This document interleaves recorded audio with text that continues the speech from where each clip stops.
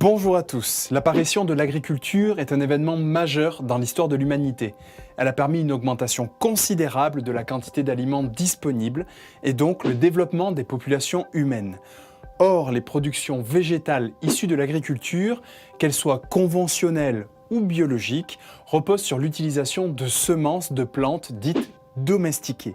Et dans cette vidéo, j'aimerais que l'on voit ensemble ce que l'on appelle la domestication des plantes. Les débuts de l'agriculture marquent une véritable révolution dans l'histoire de l'humanité. Et cela fascine les scientifiques depuis des siècles. On estime que les premiers événements de domestication se seraient déroulés il y a un peu plus de 10 000 ans. Pour se faire une idée de l'ampleur des transformations, on peut comparer les cultures domestiquées avec leurs apparentés sauvages. Et la différence est souvent impressionnante. L'exemple du maïs est à ce titre tout à fait significatif. Regardez, sur votre gauche, un plant de maïs, espèce domestiquée, et sur la droite, un plant de théosinte, une espèce sauvage très proche du maïs. On peut observer pour le maïs une réduction des ramifications et du nombre d'épis de maïs, mais une augmentation de leur taille. Ils passent de 5 cm à plus de 30 cm, une augmentation de la taille des grains de maïs, en gros 15 fois plus gros que ceux de la théosinte, une augmentation du poids des grains par 5. D'ailleurs, voici une photo pour vous d'un épi de maïs et de théosinte. Regardez, on peut compter une dizaine de grains présents sur un épi de théosinte alors qu'on peut en dénombrer jusqu'à plus de 500 pour un épi de maïs. Donc, on peut rajouter en dessous une augmentation du nombre de leurs grains. D'ailleurs, il n'y a pas que ces caractères-là. Vous avez aussi pour le maïs la disparition de l'enveloppe dure qui recouvre les grains et que l'on observe très facilement sur la théosinte. Elle se nomme la cupule. Elle est ici sur votre écran. De plus, à maturité, la tige portant l'épi chez le maïs ne se désarticule pas à maturité, alors que c'est le cas pour la théosinte. Ça veut dire que l'épi de maïs reste sur la tige à maturité. Il faut une action humaine pour le récolter. Il ne tombera pas directement sur le sol, comme c'est le cas pour la théosinte. Enfin, le développement des épis est synchrone pour le maïs, mais pas pour la théosinte. Bref, à partir de cet exemple, on comprend que les plantes cultivées se distinguent des plantes sauvages par des caractéristiques favorables à leur utilisation par les êtres humains, comme un rendement élevé des parties récoltées, comme une forme générale facilitant sa culture, facilitant sa récolte, ou encore éviter la dispersion de ce qui est récolté. De plus, on a montré qu'il existait des différences assez importantes au niveau des défenses naturelles produites face aux prédateurs entre les plantes sauvages et les plantes domestiquées. Par exemple, pour une espèce sauvage proche des pommes de terre, on mesure une teneur moyenne en toxines 5 fois plus importante que pour l'espèce domestiquée. C'est vrai qu'en termes de consommation, avoir des plantes contenant peu de toxines, c'est très intéressant pour nous, c'est digeste. Mais une conséquence importante à garder en tête, c'est que pour nos pommes de terre cultivées, par exemple, mais c'est le cas aussi pour l'ensemble des plantes domestiquées, elles sont alors très sensibles aux insectes ravageurs tels que le doryphore que vous voyez apparaître sur votre écran.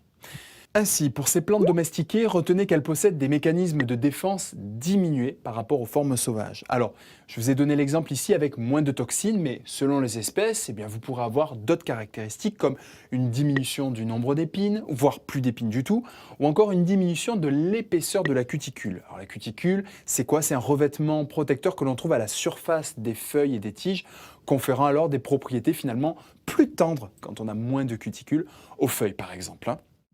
Du coup, certains scientifiques parlent de syndrome de domestication, c'est-à-dire que ces plantes, finalement, ne sont plus capables de se développer indépendamment des humains. Elles en sont complètement dépendantes pour leur dispersion, elles ne peuvent plus faire face aux prédateurs, aux parasites.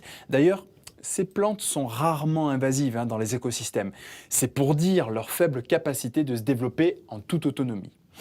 Aujourd'hui, les cultivateurs ont un large choix de variétés de plantes cultivées. D'ailleurs, de nouvelles variétés sont régulièrement rajoutées au catalogue des semences.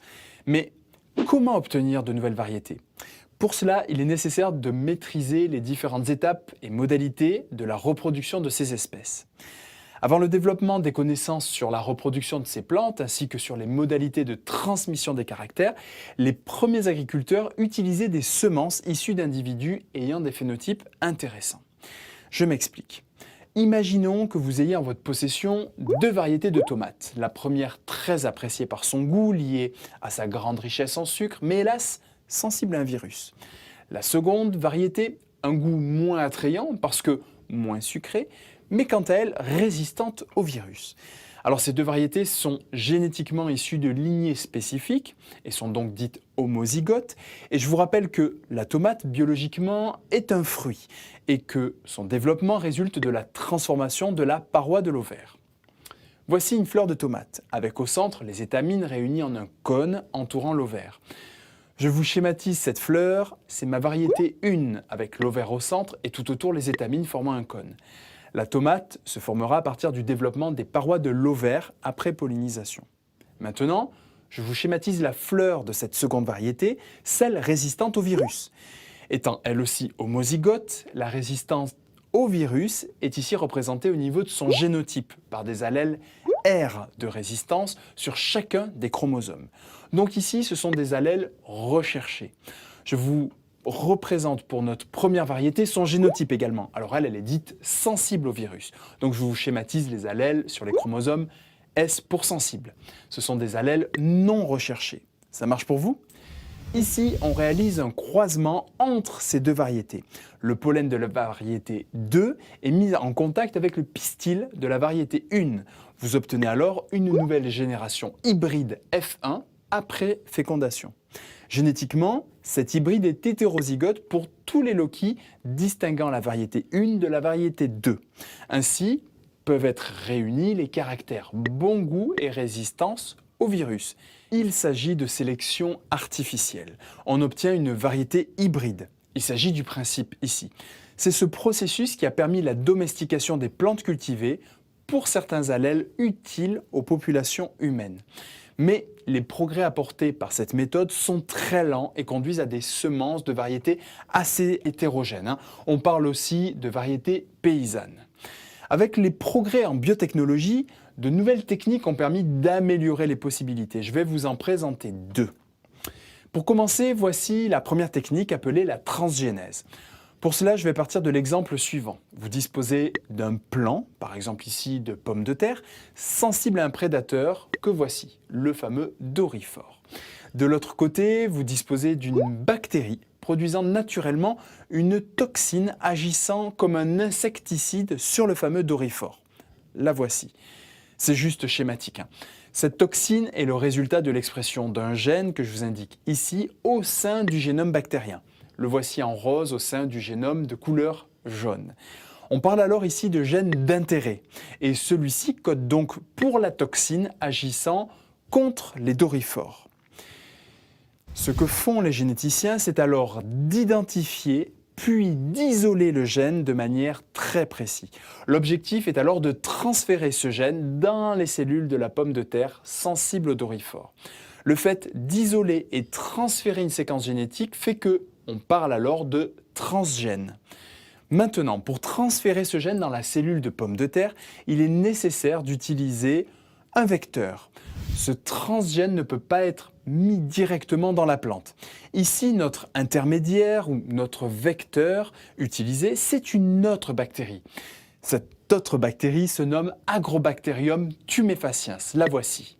Alors vous allez me dire, mais pourquoi l'utiliser ? Eh bien, en fait, cette bactérie, naturellement, infecte les plantes. Et oui, Agrobacterium est une bactérie se développant dans le sol. Et lorsqu'une plante est blessée et qu'il existe une entrée possible dans la plante par la blessure, eh bien cette bactérie est capable de pénétrer dans la plante puis d'injecter son ADN dans la cellule végétale où il s'insère dans le génome de la cellule végétale. Donc ici, naturellement, Agrobacterium réalise une transgénèse d'une partie de ses propres gènes dans la plante.